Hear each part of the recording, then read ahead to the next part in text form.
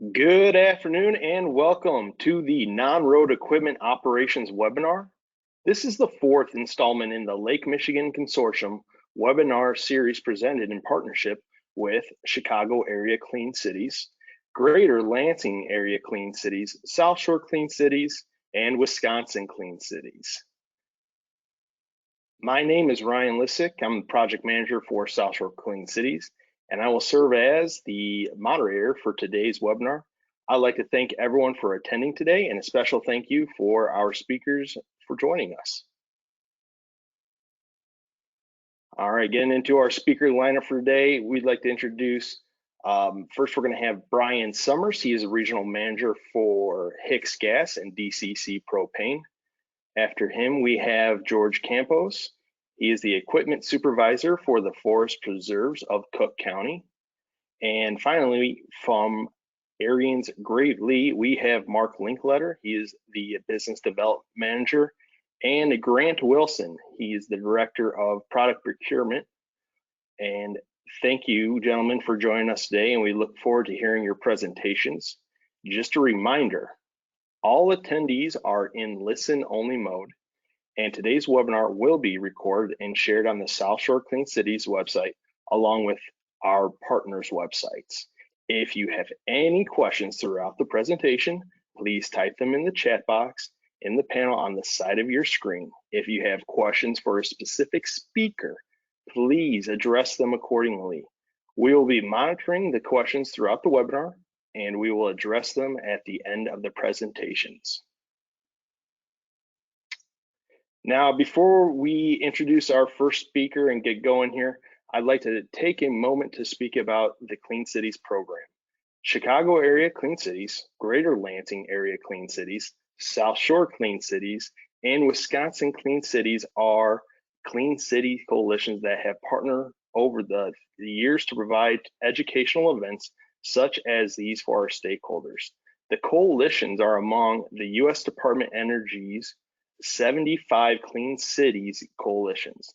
The organizations support the nation's energy and economic security by building partnerships to advance affordable domestic transportation fuels, energy efficient mobility systems, and other fuel saving technologies and practices.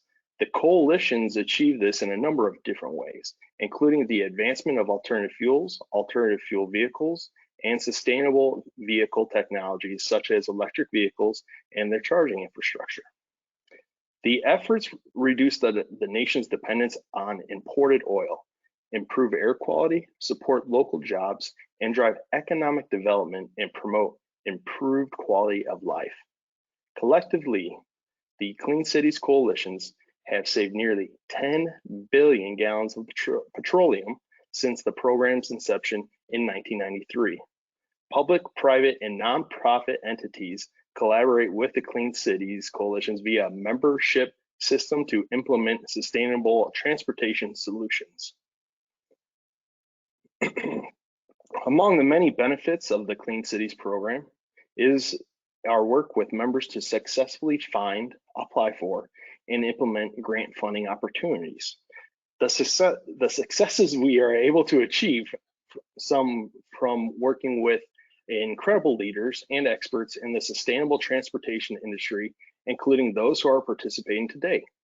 Several grant-related projects which our coalitions are involved include the Michigan to Montana I-94 Clean Fuel Corridor Project, often referred to as MTEM, which seeks to ensure a 1,500-mile span on the Interstate 94 from Port Huron, Michigan to Billings, Montana will have adequate fueling sites to serve the alternative fuel and electric vehicle driver needs. The Vehicle Charging Innovations for Multi-Unit Dwelling Project, or VCI MUD, which engages stakeholders to document barriers to multi-unit and residential curbside charging stations and demonstrate innovative technologies that address those barriers. The other ones are Diesel Emission Reduction Act grant funds from National EPA and our respective state Volkswagen Environmental Mitigation Trust Fund programs, which have allowed us to successfully acquire funds for our stakeholders for transformational projects that reduce diesel emissions. Now, if you're looking for ways to improve your fleet's performance or are interested in learning more about how Clean Cities coalitions can help you maximize the benefits of these grant programs, please contact your Clean Cities coordinator and we'll be happy to assist you. And just as a reminder, if you have any questions throughout the webinar, please type them into the question box on your screen. We'll address those later in the webinar. Without further ado, I'd now like to introduce our first speaker, Mr. Bryan Summers, Regional Manager with HicksGas and DCC Propane, and a South Shore Clean Cities board member. Bryan, go ahead, turn on your webcam, unmute yourself, and please present as spoken about. Thank you. Ryan, thank you so much. Everyone, thank you for having me. As Ryan said, I am Bryan Summers. I am the Regional Manager for HicksGas DCC Propane. HicksGas has been in business for around 80 years. We started out as a mainly residential propane company.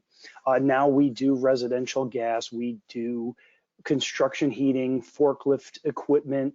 We also do, the thing that I'm going to talk about today is non-road equipment. We do propane powered landscaping equipment. HicksGas also is a water softener, water quality provider, just so everybody knows that. Today's presentation is going to be about propane powered landscaping equipment mostly. I'm going to get started right now. If I have the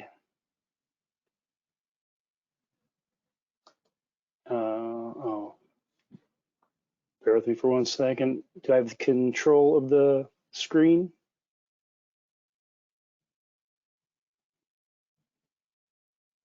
Uh-oh. Oh, perfect. Okay. There are 5 sections of the presentation. Basically, the first one is reduced emissions. Second one is reduced labor expense. Third one, reduced fuel loss, stable fuel costs, and flexible infrastructure.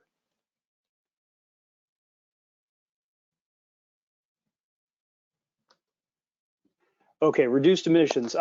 Studies show that compared to a gasoline mower, propane reduces greenhouse gas emissions by 16%, sulfur oxide emissions by 17%, and nitrogen oxide emissions by 19%.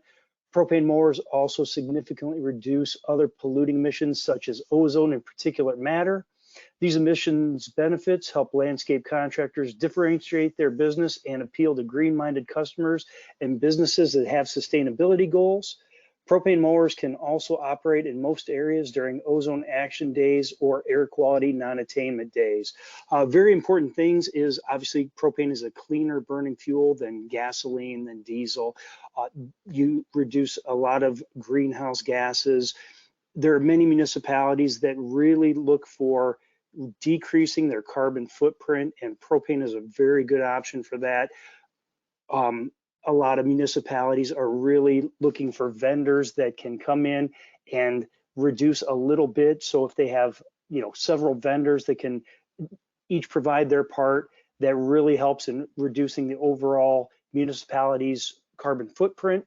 As I stated, propane mowers can also operate in most areas during ozone action days. So there's no downtime. Companies don't have to worry about not having their areas landscaped during certain days.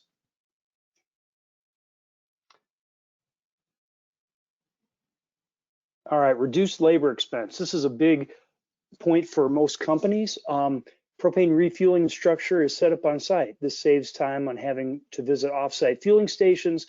Multiple crew members at offsite fueling stations results in added employee cost. Some propane mowers allow for multiple tank setups per machine, allowing a crew to cover a greater mowing area. And replacement cylinders are mobile and can be changed on site with ease, creating increased productivity.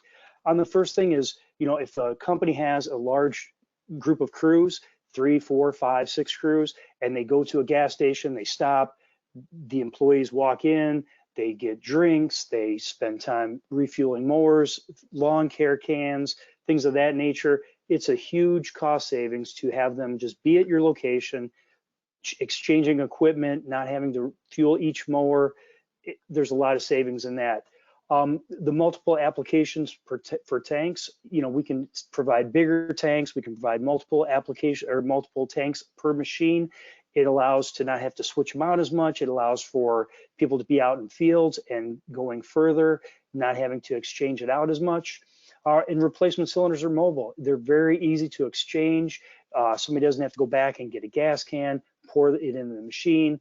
One of the things I'll talk about is spillage on that, but it's very convenient for exchanging and refueling the equipment. Reduce fuel loss. Refueling landscaping equipment results in 17 million gallons of spilled gasoline in the US each year. These spills can kill grass and cause environmental hazards. Propane is a contained fuel source. Propane equipment has a closed loop fuel system and an on-premise refueling infrastructure, greatly lessening the opportunity and financial impact of fuel theft.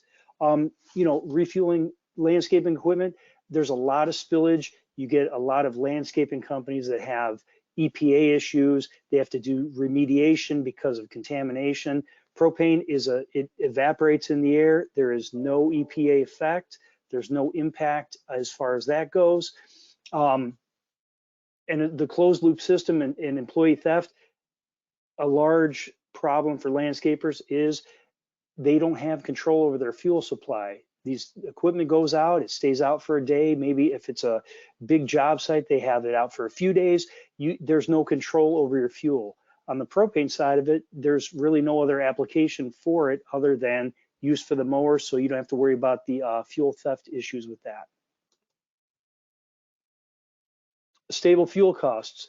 Volatile gasoline pricing does not allow for good expense management. Landscape equipment fuel demand is based primarily in the summer during propane's low demand seasoning, allows for better pricing. Propane suppliers can offer fixed pricing, allowing for better budgeting for landscape companies. The biggest thing is the volatile fuel price. With propane, the high demand for landscape equipment is during the low demand season for propane companies. So you can manage that supply and the pricing very well. We offer fixed price programs during the summer. It's very easy for us to lock in for a few months during our low season, and it allows for companies to really manage their budgets. Like right now, the way the economy is with the gasoline pricing, I mean, it's high right now, and propane is a very viable option. A flexible infrastructure. Propane's portability and multiple storage options allow flexibility in customer storage. Companies can start with smaller fuel storage amounts and increase as they add equipment. Landscape companies can also convert and add propane-powered equipment as needed. An entire fleet does not need to be converted at one time. Equipment can be added as other pieces of equipment are retired. Propane is very portable. We have very many storage options. We can go anywhere from a company can have a large bulk tank where they do their own dispensing. They can also have a smaller cage with just cylinders in it. And if they have one piece of equipment, we can put out a certain number of cylinders. And as they build it up, they can add cylinders. They can get it to where they have, do their own filling on site. They don't have to, but it's an option for them. And it's not something where a fleet has to be converted all at once.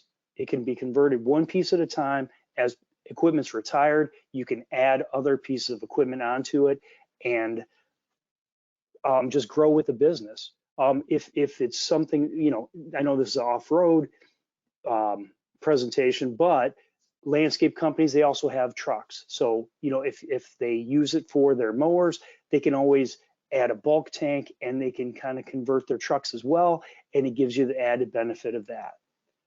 And that is, I believe that's the last slide I have.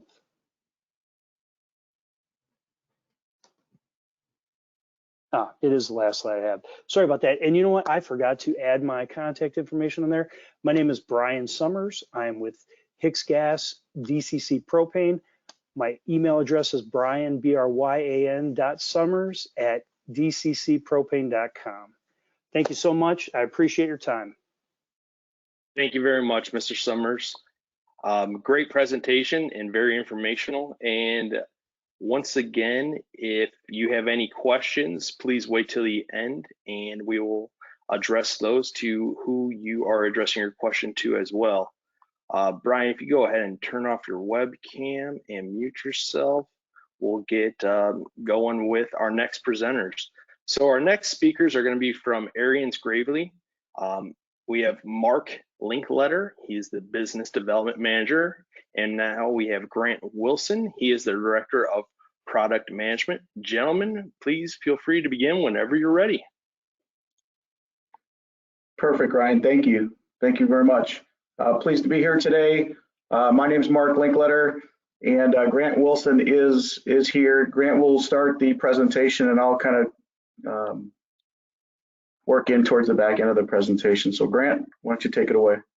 All right, good afternoon, everyone. Again, thanks for joining today. My name is Grant Wilson. I'm the Director of Product Management for Gravely Commercial Lawn Equipment. I've been with the company 15 years, so I'm going to go through a brief company overview, talk about some green initiatives we have going on as a company outside of the equipment market, and then talk about a significant investment and development we made in electric technology for the outdoor power equipment industry. So with that, let's start, Mark. Okay.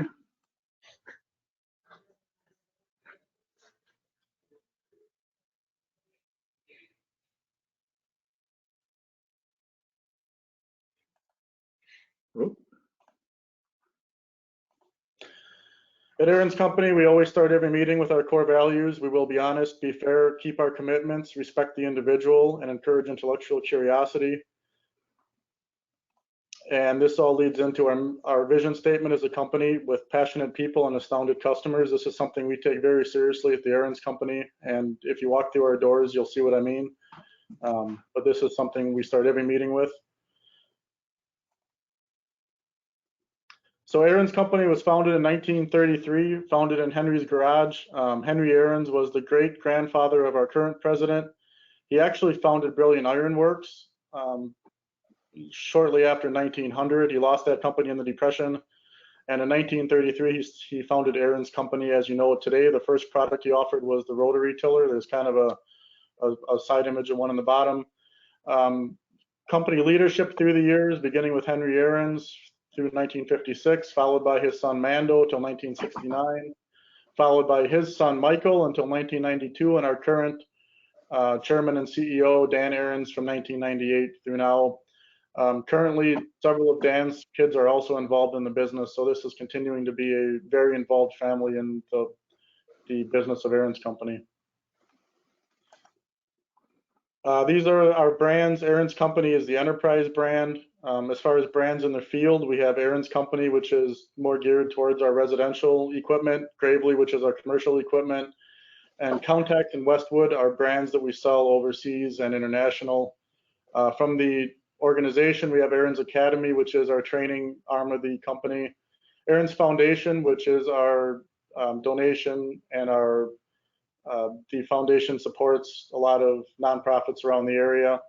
Ariens Hospitality, which is an event venue, and then Rapid Care, which is really our service arm. If you have issues with the equipment, you call in and you talk to someone at our Rapid Care organization. As far as our facilities, these are all located in Brillion, Wisconsin. We have 880,000 square feet. Plant 1 is our lawn and garden equipment plant primarily. Plant 3 is our snow equipment plant. And Plant 4, this is something kind of special to us in the industry. This is our Rapid Care facility. So one of the issues we had that a lot of manufacturers struggle with is if you need service parts, breaking into a production schedule to get those parts is sometimes a struggle. So we made our entirely separate manufacturing plant just for Rapid Care and service parts to support the field. So that's one thing that differentiates us in the field. This is our test and validation center. This was opened about a year and a half ago. This was a very significant, almost $10 million investment by the company to make sure that we're launching the products that our customers demand. We have a 4-post ground simulator. We can run a life cycle test of a machine in a matter of hours as opposed to a matter of months. ANSI hot cell, ANSI lab, durability lab. And then we also have a field testing facility located in Sebring, Florida. We mow about 700 acres. We have about 25 Ariens employees on site running continual testing around the clock. This is kind of a conservation timeline of the company again, and this leads up into why we're getting into electric. But the Ariens company has about 600 acres around our property here in Bryan. In 2008, we launched the Mike Ariens Trail, which is a 3-mile hiking walking trail open to community members. In 2014, we seeded some of that with oak hickory and tried to restore some of the prairie. In 2015, we actually created our own beehives, and we have honey sales that we can sell at our museum. So we have our own bees on site. In 2017, we joined the Wildlife Habitat Council.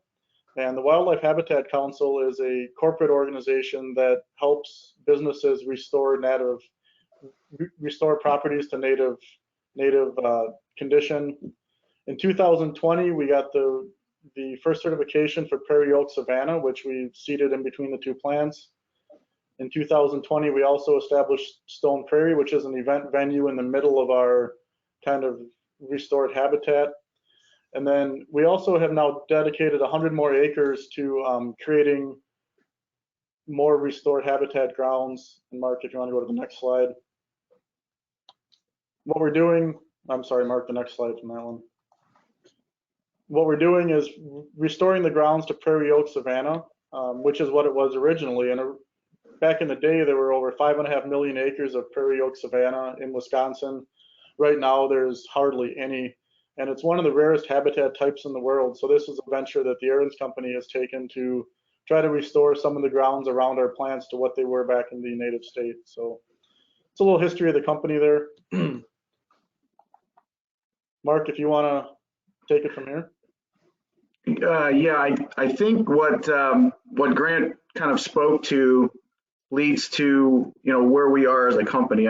We've had a green, sustainable vision for a while now. We were heavy into propane not too long ago, and with the emerging technology, we've seen a movement with a lot of the landscape and government municipalities with electric. And similar to some of the things that Bryan spoke to earlier, the EV, what makes it attractive to people are those environmental concerns with fossil fuels and reduction in emissions. A commercial landscaper running a commercial lawnmower is probably equivalent of the emissions of 11 new cars. So, going green and going with electric is something that we feel like is going to be the next step here in a generation for commercial cutters. The other factor that's out here is noise. Noise is a big concern with a lot of operators themselves from their hearing, but also people who are around the people operating and mowing, government buildings or corporate facilities, hospitals, things like that really drive up the noise. We're looking to help reduce the noise factor within the marketplace. So our strategic decision was to invest on the front end from gas. We're still doing gas, but we think there's going to be a really large segment there for electric to become common in this commercial marketplace.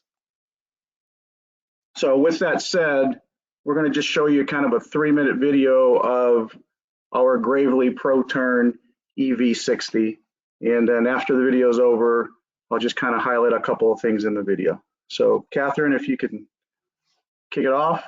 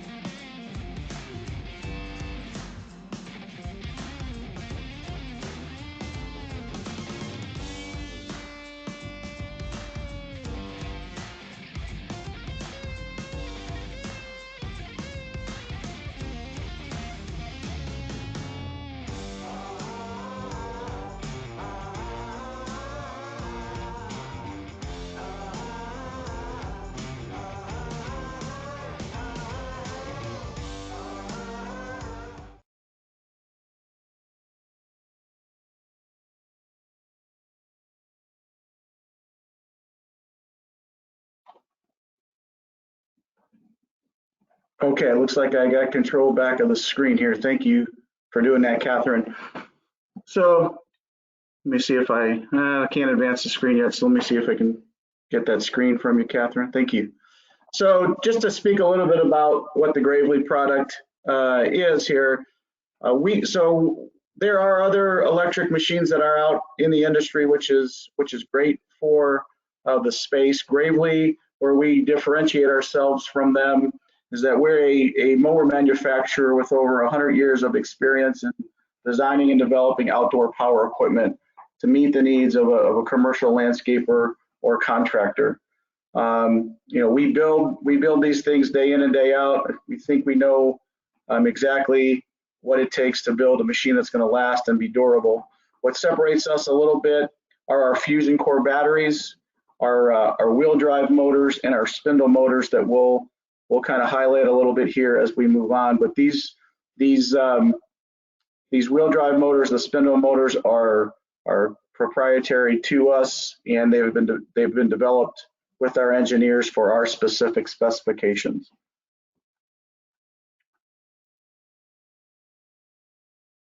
So our fusion core batteries, which are 4 lithium-ion batteries that are 4 kilowatts each.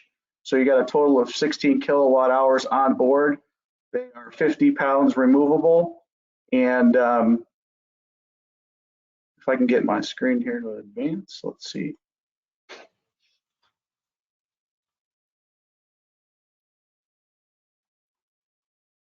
Catherine, I might need your assistance here. It's not, there we go.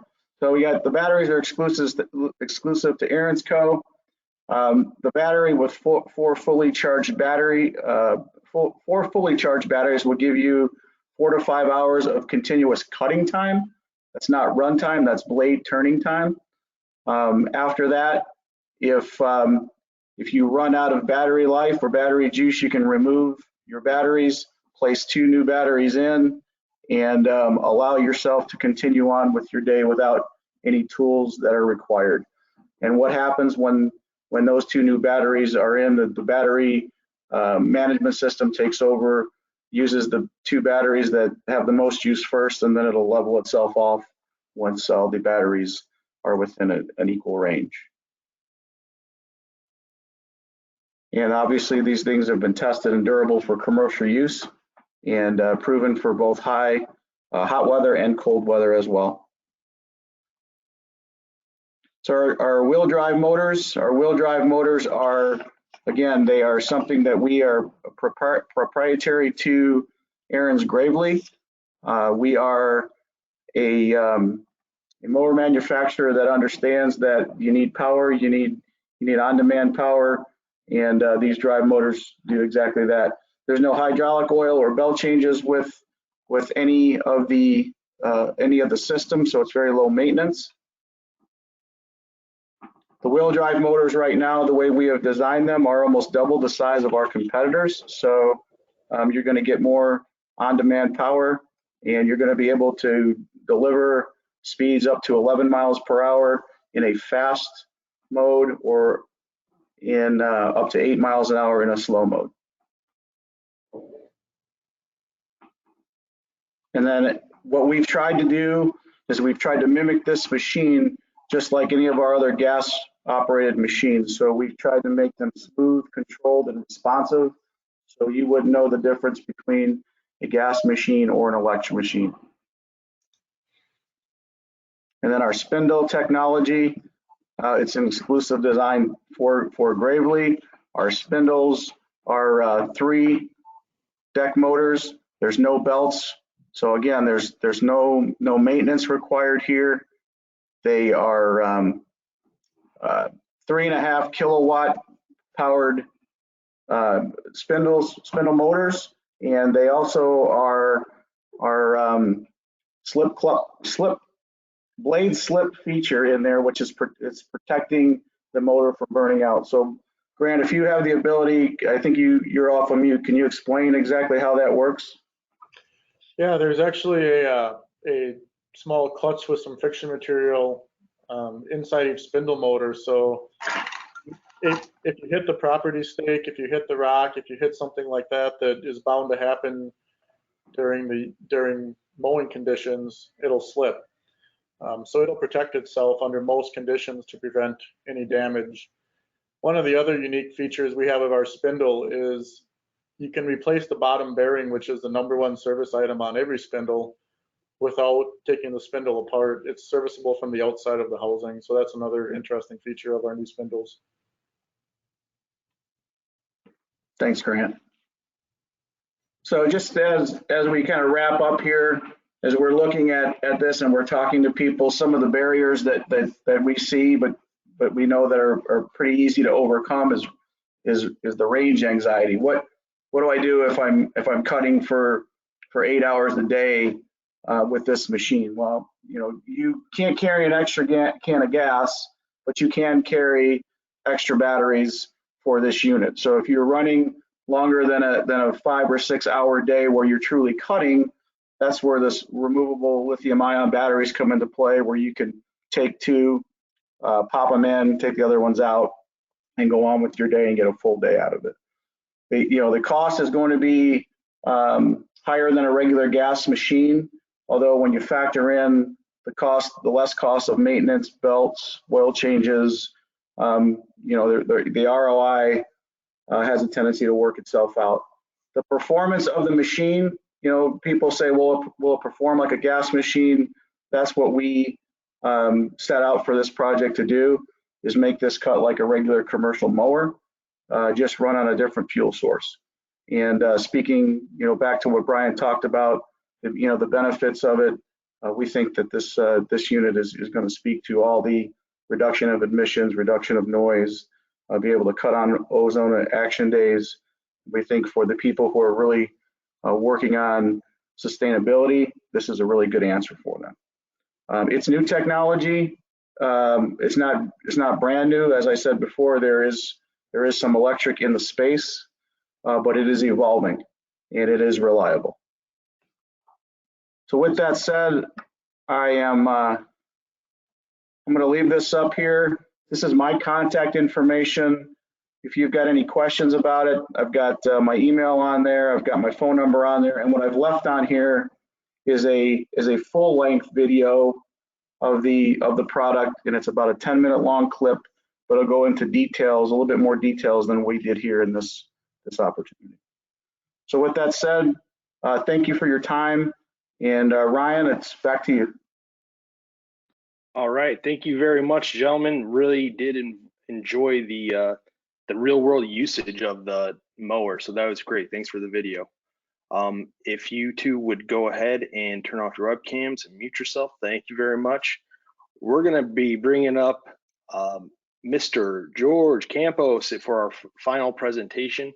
He is the equipment supervisor for Forest Preserves of Cook County, Illinois.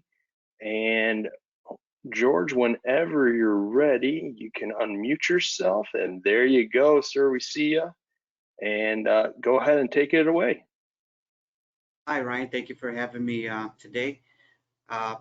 So, Forest Preserves District of Cook County. We are founded in 1914, have 100 years of experience and running. We have a total of about 70,000 acres. The propane mowers, we started this about 10 years ago. We saw ourselves in need of replacing our diesel fleet of riding mowers at the time. And propane to us was something new with regards to the mowers. We started looking out there to see who had information with regards to an alternative fuel other than diesel. Gas was existent, but we wanted to kick it up a notch and see if we can venture into the propane side of the house, which we did. We found at that time we found Gravely, and found our local Gravely dealer, and we started asking the questions with regards to sustainability, ROI cost, total ownership cost, and infrastructure, and what it would take for us to move into something like propane. So we started in 2012, and we purchased 16 Gravely 72-inch mowers. That went well. We started with our propane company at the time doing the cylinder exchange program because we didn't have the infrastructure thus far, but we wanted to get into the propane mowers. So the cylinder exchange program was where they would come in, the propane company would come into every one of our 10 satellite locations and exchange the propane cylinders. And what our operators would do at the time was they would essentially every day check out their, their propane mowers and figure out where they were at. And if they felt they needed to exchange the cylinder, they would do so. And on scheduled days that we had with the propane company, they would come and refill the cylinders. So that went on for the first 2 years. After that, we built up the infrastructure and had propane stations put out throughout the forest preserves. And we also purchased 16 additional mowers in 2014. That went well. And in 2017, we purchased another 9 propane mowers. All of these are 72-inch, and we've been running them since then. We still have all of the original 16 mowers running. All 41 mowers are out there running and cutting grass.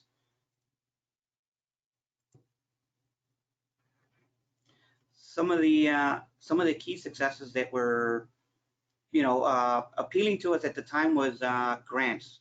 What does everybody look into is, free money out there. We took advantage of the Propane Education Research Council's grant. They had a mower incentive program, along with the Illinois Propane Gas Association. They also had a grant program out there. And we were able to actually use them both at the same time, which thereby maximize our savings. We used also cooperative contracts out there, which have established prices already set up. And one of the key successes that I feel have been to our advantage has been that all the mowers have been from the same manufacturer and the same delivering dealer, which has helped us reduce any communications issue. One of the most important things was for us was educating the operators. Moving into a propane mower, there was the standoffness of the operators thinking, am I going to blow up?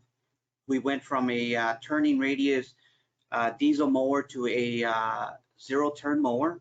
So that was different to them. At first they didn't like it, but once they started getting the feel of it, they wouldn't go back to a radius turn mower.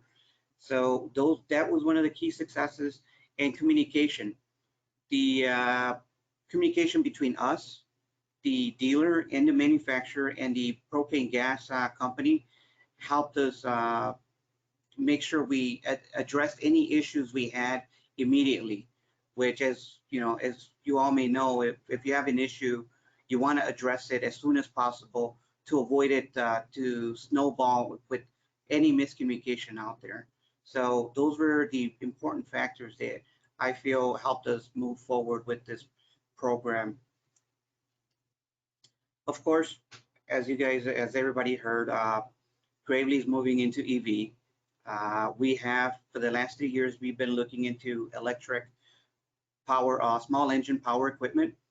And within the last year, we've been looking into the EV mower side of the house as well. Just like 10 years ago, we're waiting to, wanting to see, is somebody going to jump in there first? And if they do, what are their complaints? What are, their pros? What are their cons? What advice do they give? We had, with the propane, we had none of that readily available to us. I'm sure if we dug deeper, we would find people out there using the mowers. But at that moment, we had a need to replace the fleet, and we ventured into the propane. And now, hopefully, within the next year, we'll start venturing into the electric mowers. And that concludes, my feedback on the propane mowers. All right, good job. Thank you, Mr. Campos.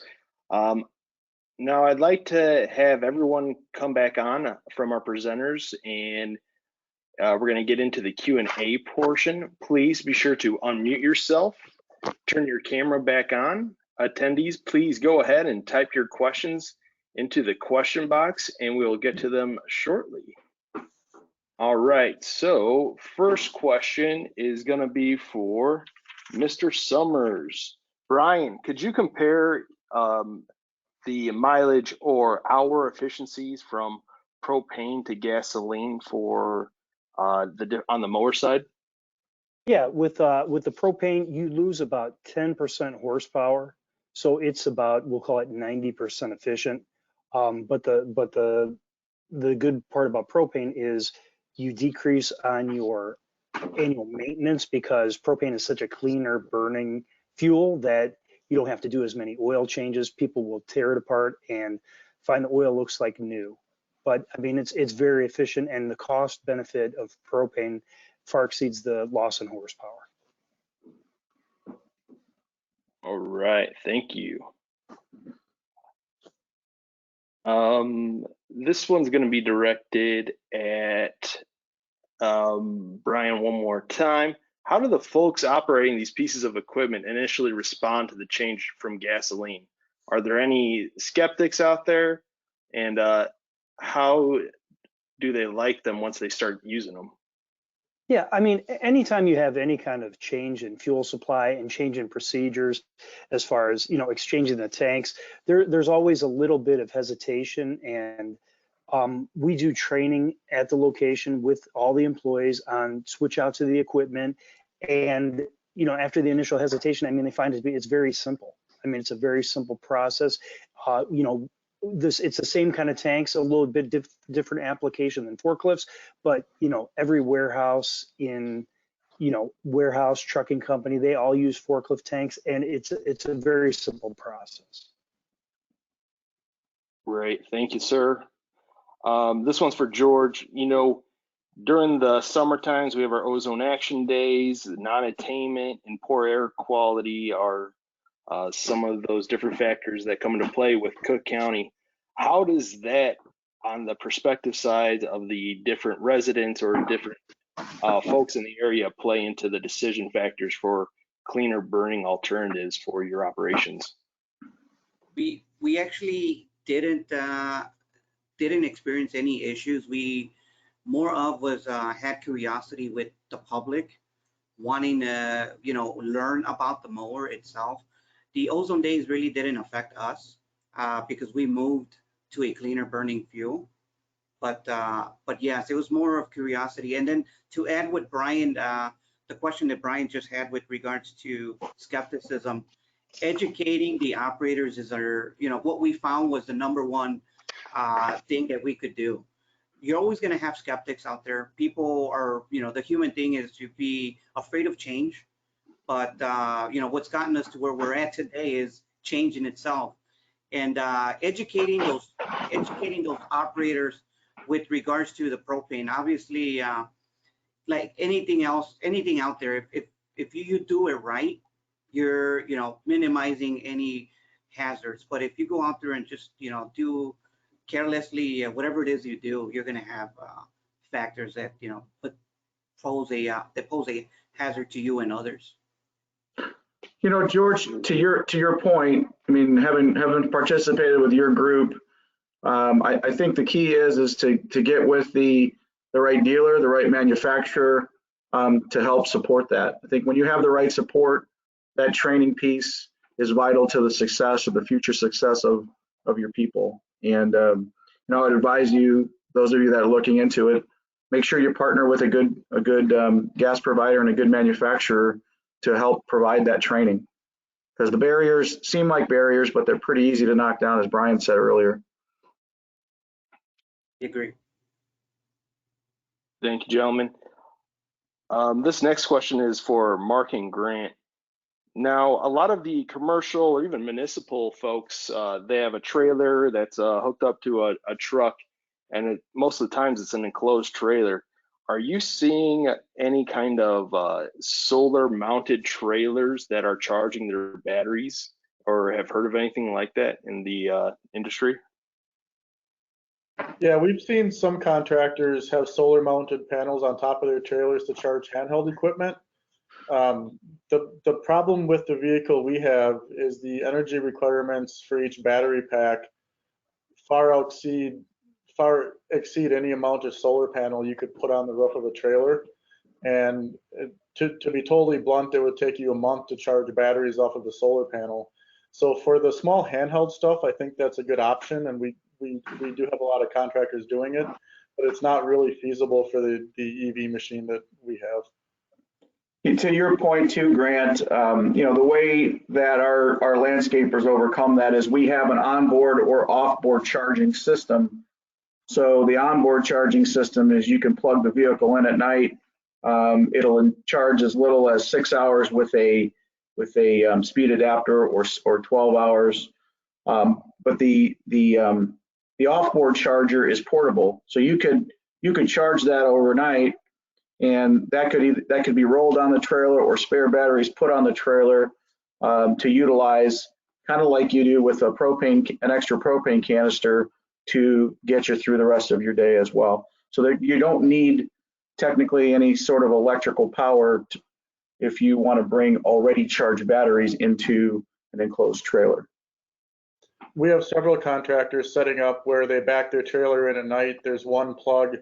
It can charge 2 vehicles on the trailer. It can charge the batteries and the offboard charger, and it can charge all their handheld stuff with one plug overnight. Very interesting. Thanks for going in depth on that as far as the charging operations are concerned. No worries. Mr. Summers, going back to propane mowers, what are some of the comments you hear from people first demoing or trying out the propane mowers coming from a gaseous fuel side? The main comment is they don't see, I mean, realistically, they don't see any loss of power. They don't see any differential in operations. It operates the same. I mean, there's no downside to it. Obviously, as we spoke about, a little hesitation on the, exchanging the cylinders out first thing, because it's something, if people have been in the business for a long time, they've never done that before. So the change is a little bit different for them. But I mean, as far as operations, as far as power, there's no difference. And, the main thing is, when you get into it, you get into the maintenance side of it, it's much easier. The cost benefit of it is far outweighs the gasoline portion of it. And everybody that have done business with, they're all thrilled with the equipment. Terrific. Thank you very much. One of the things, this is going to be directed at George. George, what kind of changes are you planning on to set up for the charging and all the plug-in sockets for the electric mowers versus the transitioning from propane? Well, obviously the main thing here is the infrastructure. So one of the things that we're implementing right now with our buildings department is any building renovation that happens to the maintenance buildings. We're taking a second look at their infrastructure to ensure that we're accounting for, whether it's EV vehicles or in this case mowers, the infrastructure, and just like with the propane, taking into account the training of the operators and the technicians. That is key. And hopefully, this next venture, just like Mark said, if you line yourself up with the people who all want to see this program succeed and address any issues right away, you will succeed. All right. To kind of build upon that, how kind of like return on investment, how long have the mowers lasted from gasoline versus propane, and saving on maintenance and costs as well? Have you guys been able to see those different changes as far as from a return on investment in life of the mowers versus gasoline? Well, it's funny you say that, because when we looked into the propane, the mowers at that time had only about 5 years. And it was at their 4-year life that we started looking into having to replace them. In the end, it turned out to be, you know, a communications issue between the dealer and the manufacturer on the previous mower. But by the time that was straightened out, we were already venturing into the propane. As far as ROI, we were able to both use the Propane Education Research Council, which at the time was giving out $2,000 for each mower, and the Illinois Propane Grant, Illinois Propane Gas Association was giving us $1,000 for each mower with a max of 3 mowers. So planning it accordingly, we purchased at the end of the year, where we would take 3 mowers, you know, on a separate invoice with 1 year, and then the rest at the beginning of the year to try to maximize, you know, on the grants with the Illinois Propane. The ROI, we saw an ROI at about 5 years because of the grants and the savings on the fuel itself. Because by the 5th year, we had already built our infrastructure, and we were using the more gas we used, the quicker the ROI was returned. Great, thank you very much. This is going to be directed at the Gravely gentleman. Now, I do have an electric mower that I use for at home, and it is a plug-in. And between trying not to electrocute myself and being made fun of by my neighbors, what are some of the differences as far? I mean, it's a big 72-inch deck, and what are some of the differences in just operations? I mean, are we seeing the same type of blade speed after it's all said and done? Yeah, when we first started this project, one of our top goals was this is going to have the same performance as a gasoline machine. And that's one of the ways that we differentiate ourselves from some of the other machines that are out there. So the blade tip speed is actually, in a way, better than gasoline powered equipment because there's no droop. And, you know, with a carbureted engine or even EFI gasoline engine, the minute you put any load on it, there's a droop, so you lose blade tip speed. You also lose blade tip speed through belts. We have no belts, and there's really no spindle droop. So the performance of the machine actually exceeds the cut quality of our equivalent gas-powered machines. As far as charging, it's all foolproof. You know, we understand this is going to get tested a million different ways, and people are going to find ways to try to do it wrong. So we've done everything we can to prevent that. We partnered with a leading battery provider. So when it comes to charging, it's really it's just like your cordless drill. You take the battery out, you slide it in a dock, the charger does its thing, you take it out, you put it in the vehicle, just like your cordless drill battery. It's that simple.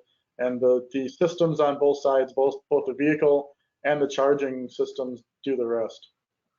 Hey Grant, the one thing, can you explain a little bit of the difference between just your regular standard battery that you're getting for your handheld and then ours on our machine? Because I think that's important to distinguish the difference of, because I think early on when people got a handheld battery at the Home Depot or something, they might not have been happy with the runtime. So can you explain how that's different?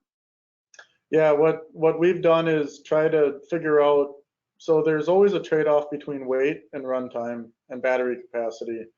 So if we went and said we're going to put enough battery capacity in to run 10 hours a day, the machine weight would have got a lot higher than it is today, which causes other issues. So in a lot of our research, most of our contractors and companies honestly mow 4 to 5 hours a day by the time you figure drive time, gasoline stops, brakes, things like that. So that's one part of it.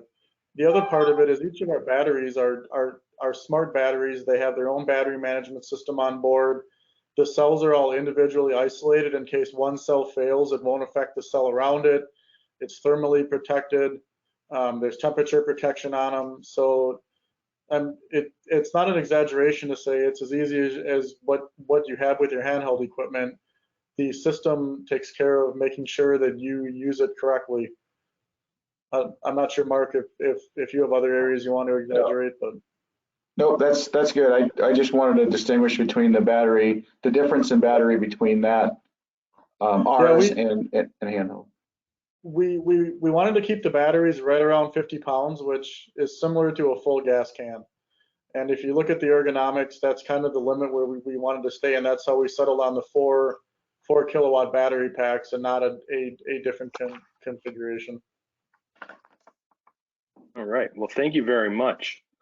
Going into detail about the operations, that's very important.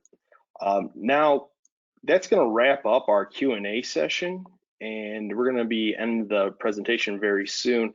But before we do that, I want to thank you again to all of our speakers for sharing your expertise regarding the non-road equipment operations. If you would like to connect with any of our speakers after today, their contact information is going to be available on this slide, or you can certainly reach out to us and we'll connect you. Also, please be sure to contact your Clean Cities coordinators if you would have any specific questions for each state, or if you are looking to advance your fleet's operations. Coming up in the near future, we have a couple webinars. So first, we have the Wisconsin Clean Cities is hosting the Innovative Wisconsin EV Solutions webinar on April 8th at 10 a.m. Central. Chicago Area Clean Cities is hosting the Powering Vehicles with Compressed Natural Gas webinar on April 8th, as well at 11 a.m. Central. And next, for South Shore Clean Cities, we're hosting 2 Indiana VW mitigation webinars. The first one's going to focus on grant opportunities specifically for school buses, and that's going to be on April 13th at 1 p.m. Central. Then the second will focus on road and non-road grant options on April 15th at 1 p.m. Central. And once again, thank you very much. You can visit each of the coalition's websites for more information and to learn more about upcoming webinars, events, and funding opportunities. Thank you all again for joining us, and thank you again to our speakers for all of your participation. If there are any questions later on for our speakers, please feel free to contact each of us directly, and we will be happy to assist you. On behalf of Chicago Area Clean Cities, Greater Lansing Area Clean Cities, South Shore Clean Cities, and Wisconsin Clean Cities, we thank you for your time and hope you have a great day. Goodbye, everyone. Thank you. Thank you.